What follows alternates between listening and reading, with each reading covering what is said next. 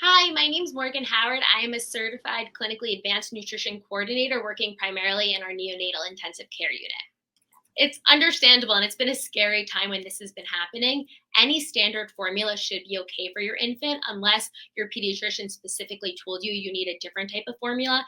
Even if you were otherwise using a sensitive formula or a reflux formula, you should be able to switch to any standard formula available to you. It's okay to switch between brands. Most brands are pretty much exactly the same, and your child should tolerate differences between them.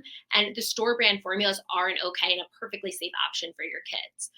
You want to look at your local various stores, smaller stores in your community for any availability. You can also use store websites that will typically show you their in-store availability. You may not be able to order it on the website, but you can at least see what's going to be available before going to a bunch of different stores. And if you still are having trouble, be sure to reach out to your pediatricians and other healthcare providers, as they may have tips or other ways to help you get formulas, give you samples, or any further information that can try and help you find the best formula options for your child. Diluting baby formula is not recommended. This isn't safe, as this will water down the key nutrients that your child needs, and it can actually cause some electrolyte abnormalities for them. In the same way, we also don't recommend any homemade infant formulas, as these are going to be missing key vital nutrients for your babies. We know that this is a challenging time to try and find infant formulas, but sticking to the available options in your stores is going to be the best choice for your infants.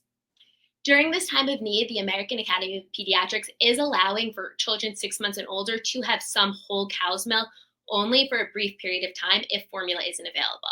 The recommendation is to have no more than 24 ounces of your child's feeds coming from whole cow's milk and not using any low-fat milk, skim milk, just sticking to the whole cow's milk, as this will have the closest options to meet what your child needs. In terms of brief, as brief of a period as possible, as this isn't typically recommended for your age group, but a few days should be okay for your child. And then being sure to follow up with your pediatricians if this is something that you're doing, as additional supplementation, especially iron, may be needed.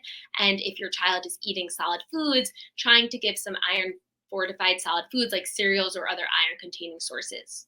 This shortage happened for a few reasons related to COVID and supply chain issues, changing demand in formula, and unfortunately, this recent recall of infant formula from a large formula manufacturer has caused some of these problems with not having enough infant formula available around the country. The governments and formula companies are working together closely to try and resolve this issue. They're flying in formulas from overseas. The government's helping companies do whatever they can to increase formula production to try and provide more formula for your children. And the Abbott facility that was closed is now shortly going to be reopened, which should help increase supply in the next 6 to 8 weeks, first starting with the specialty and allergy formulas for children that can't otherwise tolerate standard formulas. And then it should be able to increase the amount of standard formulas that are bound for your infants. So we understand that this is a scary and concerning time for parents. Being sure to reaching out to your child's pediatricians or other healthcare providers if you have any questions or concerns finding formula for your children. There is a Similac emergency product support line that may be an option for you if you do need specific medical formulas. You can speak with your pediatrician directly to see if this is an option for you.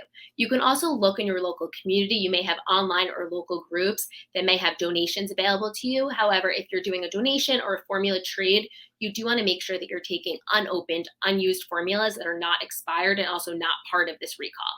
And if donor breast milk is an option for you, you do want to discuss this with your pediatrician and make sure that you are using a certified milk bank, as this milk that you would find in a donor milk bank, it's pasteurized, it's tested, and it's proven to be safe for your child, versus just a local breast milk trade may not be the safest option for your child.